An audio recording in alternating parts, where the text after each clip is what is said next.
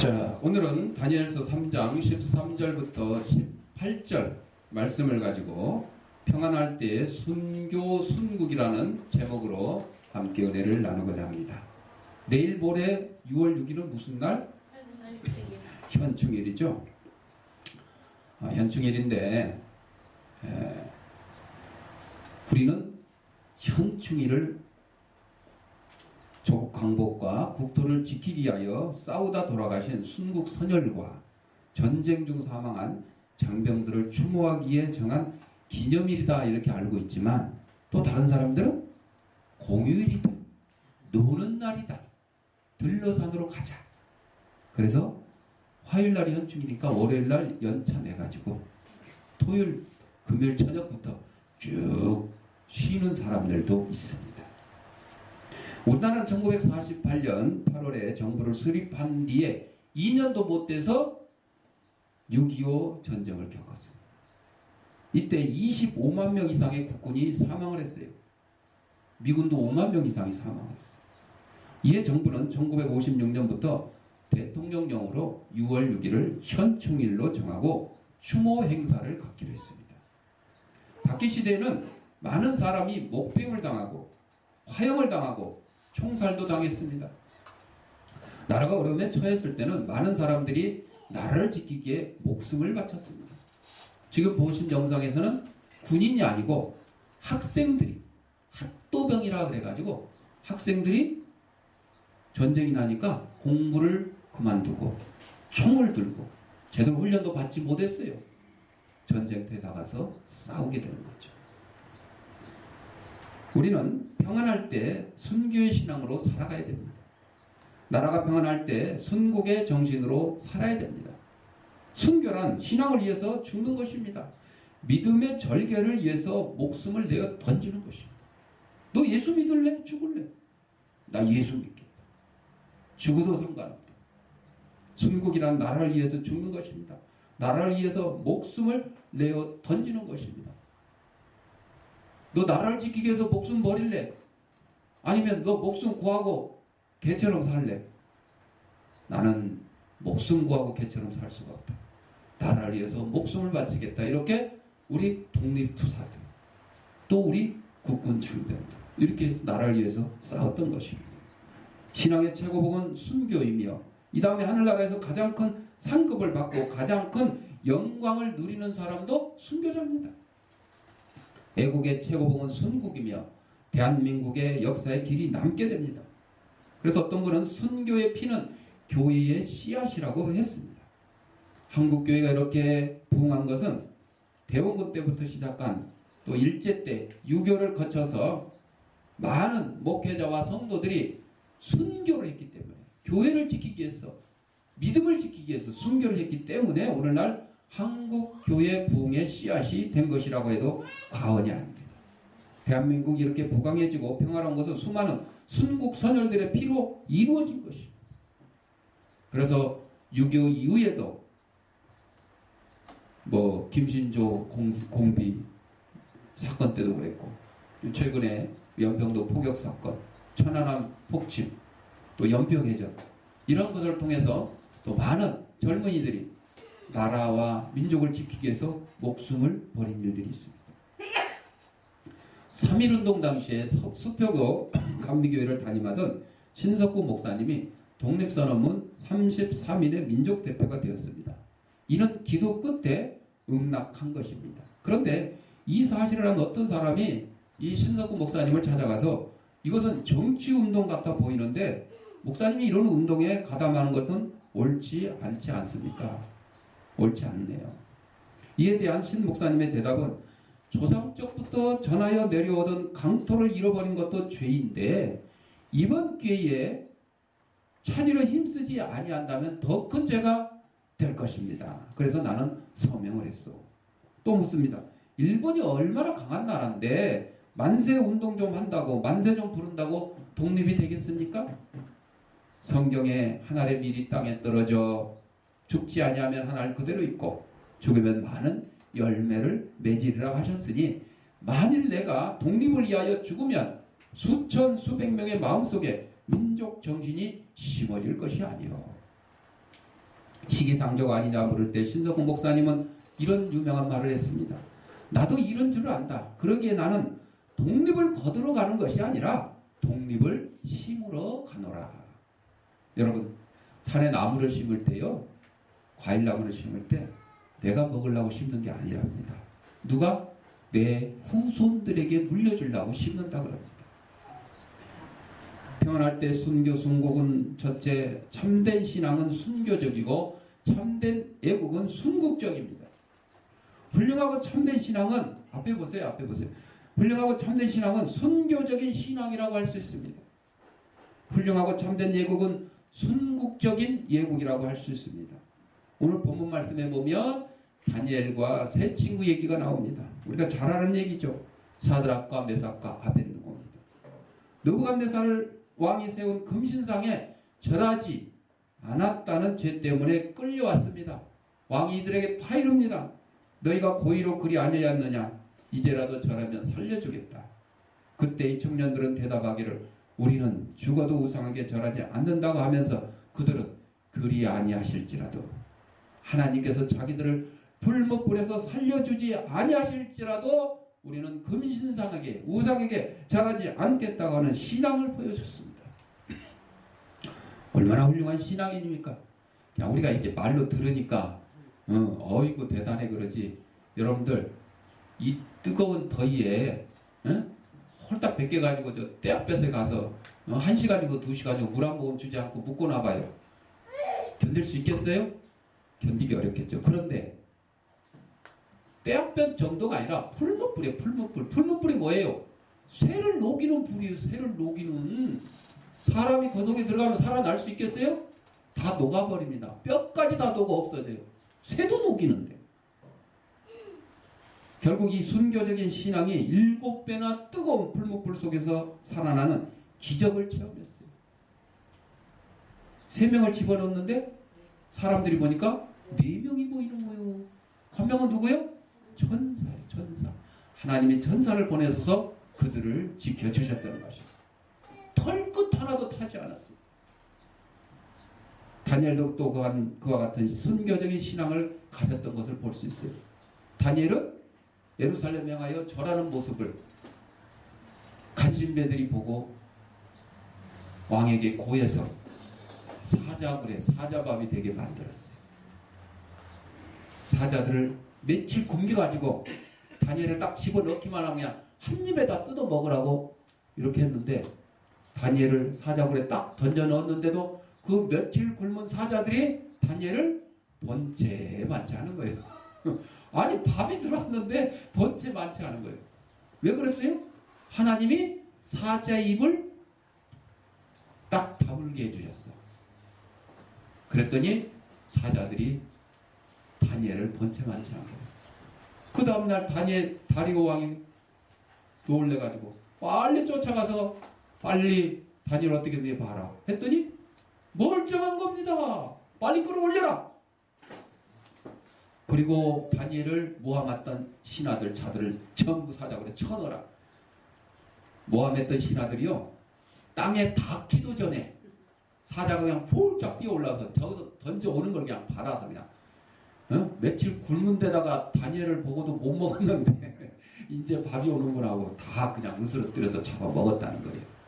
여러분 불목불을 두려워하지 아니하고 사자굴을 두려워하지 아니하고 믿음을 지켰던 다니엘과 사드락과 메삭과 아벳느고의 이 신앙 정말 순교적인 신앙인 겁니다. 죽지는 않았어요. 하나님이 지켜주셨으니까. 참다운 그리스도인들은 역시 이런 용기와 굳은 절개를 가져야 하는 것입니다. 이런 신앙이 아니고서는 오늘날도 마귀를 이기고 죄를 이기고 세상을 이기는 승리 생활을 할 수가 없습니다. 참다운 애국자들은 용기와 굳은 절개를 가지고 나라를 사랑하는 것입니다. 일제시대 때 항일 투쟁 독립운동의 근거지가 우리 교회였습니다. 1910년 일제가 한일합방을 강행함으로 우리는 모든 것을 잃었습니다. 나라를 잃었으니 모든 걸 잃었어요. 여러분 나라만 잃었어요? 우리의 이름도 잃었어요. 한글로 이름 못 쓰게 해서 뭘 했어요? 창씨 개명을 했어요. 김계동 홍길동 이게 아니요. 다나카, 야마도라상 예? 이렇게 막 그냥 일본 이름으로 다 바꿨어요. 그것뿐이에요? 학교에서 한글을 못 가르치겠어요. 일본말을 가르치겠어요.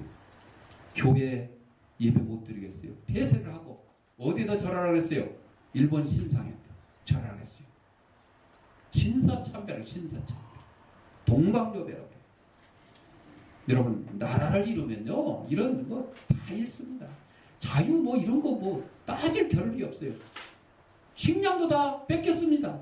저 전라북도 군산항에 호남평화에 있는 군산항에 거기다가 일제시대 때 쌀을 전부 실어가지고 어디로 갖고 가요? 일본으로 뺏어갔어요. 나라의 일은 우리 백성들의 서름인 것입니다. 이때 항일투쟁 운동이 시작되었는데 그 대표적 사건 가운데 하나가 신민의 105인 사건이었습니다. 이 신민회는 숭실학교, 지금 숭실대학교 있죠. 거기가 이제 미션스쿨, 기독교 학교인데 그 학생들을 중심으로 결성된 비밀 조직이었습니다. 이들이 항일운동 하다가 발각이 되어 체포되었는데 이 사건으로 기소된 사람이 123명이었는데 그 중에 93명이 기독교인이었고 그 중에 또 선교사만도 24명이나 포함되어 있었어요. 1919년 3.1운동이 범민족적으로 일어난 항일운동이었습니다. 항일투쟁이었습니다. 그 3.1운동 선봉에 누가 서 있었어요? 우리 기독교인들이 서 있었어요. 유관순 열사도 기독교인이었죠. 33명의 민족 대표 가운데 16명이 기독교인이었어요. 당시 기독교인은요 1%도 아니고 0.9%밖에 안 되는 정말 미미한 상황이었어요. 그때 2천만 민족이죠. 2천만 민족. 2천만 민족의 1%가 돼야 20만 명이잖아요. 근데 0.9%니까 기독교인이 20만 명도 안 됐어요. 그런 적은 숫자지만 나라를 위해서 항일투쟁을 하고 독립투쟁을 하는데 기독교인들이 앞장섰던 거예요. 그래서 3.1운동으로 박해를 받은 사람들 가운데 절반이 기독교인, 절반이. 전국교회가 이 일에 분연히 일어나 참여했기 때문입니다. 1919년 4월 상해에서 임시정부가 수립됐어요. 이 임시정부 수립의 모체는 신한청년단이었는데 이 신한청년단은 상해 한인교회를 기반으로 세워졌습니다. 신한청년단의 대부분의 인사들이 상해 한인교회를 다니고 있었습니다. 그래서 일제는 상인 한인교회를 두고 기독교를 이용해서 독립운동을 선전하고 있으니 주의해야 된다고 경계할 정도였습니다. 그렇습니다. 당시 교회는 미미했지만 독립운동의 무시 못할 중심지 역할을 우리 교회가 했던 것입니다. 우리 성도들이 했던 것입니다. 그리고 독립운동의 핵심 인물 대부분이 기독교인들이었던 것입니다. 자, 우리는 평안할 때 순교하고 순국교라고 그랬는데 기독교 역사상 많은 사람들이 순교를 당했습니다. 그런데 오늘날 같이 평안할 때도 순교의 신앙은 더욱더 필요한 때라고 생각합니다. 여러분 지금은 일제 치하도 아니고 공산 치하도 아니에요. 예수 믿는다고 여러분 뭐 잡아 가두거나 매를 때리거나 죽이는 일이 없잖아요. 그러니까 지금은 순교하기가 어려워요, 쉬워요? 어려워요. 예수 때문에 지금 맞아 죽기 힘들어요. 감옥 가기 힘들어요. 지금 감옥 가 있는 사람들이 뭐 절도죄, 뭐 살인죄, 강도죄, 또 뭐 전 대통령은 또 뭐 국정농단죄, 뭐 이렇게 해서 지금 들어가 있지만 예수 믿는다고 지금 잡혀간 사람 있어요? 없어요. 그러니까 너무 세상 이 예수 믿고 기독교 생활을 하기가 너무 편하니까 순교하기가 어렵다는 거예요. 순국도 마찬가지예요. 순국도. 나라에 무슨 전쟁이 일어나고 일제 치하 때 일제 나라를 뺏겨가지고 독립운동을 하고 뭐 이럴 때 뭐 순국을 할 일이 있어요. 지금 순국할 일이 거의 없잖아요. 지금 뭐 있는 게 기껏 연평도 뭐 포격 사건, 아까 얘기한 대로 천안함 폭침 사건, 연평해전 뭐 이런 정도예요. 북한이 무슨 도발을 했을 때 그때 대항해서 싸우다가 순국할 그런 정도밖에 없습니다. 그래서 이렇게 평안할 때 순교적인 신앙을 가지고 날마다 죽는 신앙생활을 하는 것은 더 어려울 수도 있습니다. 순교하는 것은 한 번만 주님을 위해 목숨을 버릴 각오를 하고 죽으면 그만이지만 아니라고 평안할 때 죄와 타협하지 않고 순수한 신앙을 날마다 해 나간다는 것은 결코 쉬운 일이 아닙니다. 그렇잖아요. 지금 공산군이 여러분들 목에다가 총을 겨누고 너 예수 믿을래 안 믿을래? 예수 믿으면 죽이고 예수 안 믿는다 그러면 살려줄게. 이러면 한순간에 결정하기 때문에 그때 순교당한 사람들은 나 예수 믿고 죽겠다 해서 순교를 당했잖아요. 근데 쉽잖아. 근데 지금은 50평생 80평생을 살아도 누가 예수 믿는다고 때리기를 하나 감옥에 가두기를 하나 뭐 협박을 하냐. 그러니까 순교를 당할 수가 없어요. 오히려 세상의 돈과 명예와 권력의 유혹이 나를 자꾸 예수 못 믿게 만들어요. 야야야 오늘 뭐 주일날 교회 한 번 안 간다고 지옥 가냐? 우리 놀러 가자. 뭐 우리 결혼식 가자. 이렇게 하고 돈 벌러 가자 하고 자꾸 나를 유혹하는 거예요. 그러니까 한순간에 순교하기가 쉽지 50, 80평생 이 믿음을 지키기가 오히려 쉽지 않다 하는 것이 평안할 때입니다. 또한 평안할 때 나라 사당하기도 어렵습니다. 국경일에 태극기를 개항하지 않는 집들이 지금 많아요. 많아. 더군다나 작년부터 촛불 집회 있으면서 태극기 집회는 이상하게 촛불 집회는 진보고 태극기 집회는 보수다 이렇게 나눠져 가지고 이상하게 태극기를 애국 뭐 이런 쪽으로 생각 안 하고 잘못된 그렇게 생각하는 경우도 생겨버렸어요. 그러다 보니까 국경일날 태극기를 개항해야 되는데도 불구하고 항상 뉴스에 나와요. 태극기 개항 안 한 곳이 개항한 곳이 3분의 1도 안 되고 막 이런 식으로 나오잖아요. 그런데 이제 어떤 아파트 같은 데는 주민들이 회의를 잘 해가지고 우리 국경일날 태극기 좀 잘 달자 해가지고 쫙 한 건물 아파트 한 채에 한 집도 안 빠지고 태극기를 쫙 걸어가지고 뉴스에 나온 그런 집도 있기도 해요. 그래서 저도 아파트에 태극기 그냥 365일 묶어놓고 우리 교회 입구에도 태극기 아예 365일 묶어놔요. 왜? 옛날에는 국경일에만 개항을 하고 국경일 아닐 때는 뭐 개항할 필요가 없다 그래가지고 그랬었는데 지금은 태극기를 뭐 365일 개항해도 상관이 없어요. 그렇게 해서 훼손되거나 찢어지거나 뭐 이러면 다시 교체를 하고 그렇게 해서 태극기를 개항을 합니다. 그런데 공휴일날 아까도 얘기했습니다만 우리 현충일이니까 태극기 달아야 되겠다. 자녀들한테 그렇게 가르치고 직접 태극기를 개항하는 집이 많지 않고 야 우리 공휴일이니까 현충일은 아니고 공휴일이니까 우리 어디로 놀러 갈 거냐 하고 놀러 갈 계획을 짜는 그런 가족들이 너무도 많습니다. 심지어는 뭐 해외도 가고. 자, 과거에는 태극기를 개항하지 못한 적이 있었습니다. 태극기를 달고 싶어도 못 달았어요. 왜? 일제치하 때 태극기를 다하는 건커녕 가지고만 있어도 어떻게 해요? 잡혀가는 거예요. 6.25 때도 마찬가지였어요. 태극기를 가슴속에 품고 있다가 검문에 걸려가지고 조사를 했더니 태극기 나왔다. 그럼 어떻게 해요? 잡혀가는 거예요. 감옥에 끌려가는 거죠. 그리고 심지어는 죽이기도 했어요. 그런데 나라가 평안해지니까 태극기 개항하는 일조차 잊어버렸어요. 아니라고 평안할 때 그 정과 욕심을 십자가에 못 박으면 날마다 죽는 생활을 한다는 것은 참으로 어려운 일이에요. 학생들이 조금 늦더라도 양해해달라고 말하는 것이었습니다. 그들끼리 기도회를 갖기 때문이라고 설명했습니다. 며칠이 지난 뒤 학생들에게 무엇을 위해서 기도했느냐 물어봤더니 우리는 우리나라를 위해서 기도하고 있습니다. 라고 하는 것이었습니다. 그들은 매일 같은 시간에 나라를 위해 간절히 기도를 드리고 있었습니다. 우리 기도를 들어 응답하신 하나님께서 이 백성들이 이처럼 그 앞에 꿇어 겸손하게 기도하며 울부짖는 소리를 들어주실 줄로 확신한 바입니다. 이화학당 학생과 한국인 교사들은 점심때마다 예배실에 모여 나라를 위해서 기도하고 있었습니다. 이때 학생들의 구국 기도회를 인도한 한글 교사는 여류 독립운동가 조신성 선생님이었던 것입니다. 여러분 오늘날도 이렇게 기도한 학생들이 있어요. 학교마다. 그래서 가끔 신문에 국민일보에 이렇게 소개가 되기도 합니다. 그래서 처음에는 학생들 몇 명이 모여서 뭐 국기 개항대 밑에 가서 기도를 하고 뭐 이렇게 했는데 점차 학생들이 많이 모이고 또 선생님도 같이 함께해서 점심시간을 위해서 기도회를 한다고 합니다. 그런데 이 기도회를 또 학교에서 종교 집단, 종교 활동을 금지한다 그래가지고 또 막는 또 그런 또 학교도 있다 그럽니다. 그래서 그거를 위해서 또 기도해달라고 그런 신문 보도를 보기도 했습니다만, 자우지간 여러분, 우리도 기도하지 않습니까? 우리 지금 뭐 평안하니까 아이고 이제 할 일도 없다 안 합니까? 아닙니다.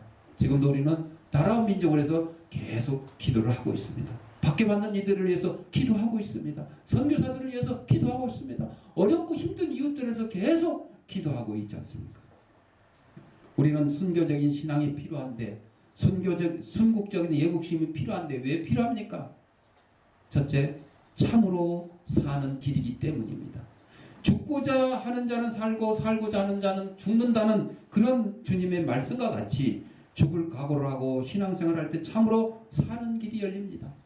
영원히 사는 길뿐만 아니라 육신도 참으로 사는 길이 열립니다. 신앙생활도 이 순교의 각오를 해야 제대로 할 수가 있습니다. 주일 지키는 것, 11조 생활하는 것, 이것도 순교의 각오를 해야 할 수 있습니다. 이럴 때 기적도 복도 체험할 수가 있습니다. 내가 뭐 하루 주일 빠진다고 그래서 뭔 일 있겠냐, 이런 자세는 순교적인 자세가 아닙니다. 내가 뭐 11조 안 한다고 그래서 뭐 우리 교회가 뭐 망하겠느냐, 이런 자세로는 순교적인 자세가 아니라는 것입니다. 두 번째로 순교적인 신앙, 순국적인 예국심은 많은 사람을 살릴 수 있다는 것입니다. 내가 살 뿐 아니라 남도 살릴 수가 있습니다. 예수님께서는 요한복음 12장 42절에 24절에 내가 진실로 진실로 너희에게 이르노니 한 알의 밀이 땅에 떨어져 죽지 아니하면 한 알 그대로 있고 죽으면 많은 열매를 맺느니라 말했습니다. 예수님이 십자가의 희생의 제물이 되심으로 많은 죄인들이 구원을 받게 된 것처럼 우리들도 순교의 각오를 가지고 희생하고 헌신할 때 많은 사람을 구원하고 살리는 일을 할 수가 있습니다. 주기철 목사님이 일사각오를 설교를 했고 또 일사각오로 일제의 치하에 무릎 꿇지 않고 신사참배에 동참하지 않고 꿋꿋이 견디다가 결국은 순교하셨습니다. 그 믿음을 우리가 본받는 거잖아요. 그 믿음을. 그래서 한 사람의 순교가 수천 수만 명의 믿음을 갖게 하는 것입니다. 순교의 피가 교회의 씨앗이 되어 교회가 부흥됐던 것처럼 평안할 때에도 순교의 신앙으로 희생하고 헌신할 때 많은 사람을 구원을 할 수 있고 살리는 일을 할 수가 있습니다. 순국의 피가 대한민국의 씨앗이 되어 나라가 부강해지듯이 평안할 때 순국의 애국심이 이 나라를 더욱더 부강하게 만들 수 있는 것입니다. 연평도 포격 때, 천안 폭침 때, 연평해전 때 그 몇 명의 우리 장병들이 목숨을 잃었잖아요. 이것이 아무것도 아닌 것이 아닙니다. 정말 이 평안할 때지만 이렇게 북한이 우리 대한민국을 침략할 때 목숨을 걸고 싸웠던 것입니다. 아마 목숨 바치기 싫어서 순국하기 싫었다 그러면 도망갔어야 될 거죠. 그러나 그 포탄이 쏟아지는 가운데서도 나라를 지키기 위해서 제자를 지켰습니다. 그리고 나라를 위해서 목숨을 바쳤습니다. 이분들의 희생을 우리는 결코 헛되이 할 수가 없습니다. 그래서 우리 대한민국을 자유민주주의 국가로 굳건히 지켜야 됩니다. 어떤 사람들은 그렇습니다. 정권이 바뀌었다고 그러니까 SNS에서 제가 봤어요. 적화 통일이라도 좋으니까 빨리 통일됐으면 좋겠다. 그래야 우리 대한민국이 더 부강한 나라가 될 것 아니냐. 이런 얘기를 써는 사람이 있어요. 여러분, 베트남을 예로 들어볼게요. 베트남이 적화 통일됐어요. 북쪽의 베트콩이 남쪽의 민주 베트남을 점령을 해가지고 지금 베트남이 통일됐어요. 그런데 지금 베트남이 통일되고 잘 먹고 잘 살고 있어요? 아니요. 잘 먹고 잘 살고 있지 않습니다. 또 반대로 독일을 보세요. 독일도 공산주의, 민주주의, 동독, 서독으로 나눠져 있었어요. 통일이 됐어요. 어떻게 통일이 됐어요? 민주주의로 통일이 됐어요. 동독이 서독에 합쳐졌어요. 그랬더니 독일이 어떻게 됐어요? 부강한 나라가 됐습니다. 여러분, 우리 통일, 우리의 소원은 통일이라고 그러지만 여러분, 적화 통일은 안 됩니다.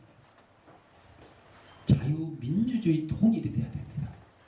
그래야 이 대한민국이 더욱더 발전하고 부흥하고 선진국이 되는 것이지, 이렇게 적화 통일해도 좋으니까 빨리 통일됐으면 좋겠다, 이런 엉터리 같은 통일은 우리가 바라지도 않고 원하지도 않는 것입니다. 마지막으로 빛과 소금의 역할을 할 수가 있습니다.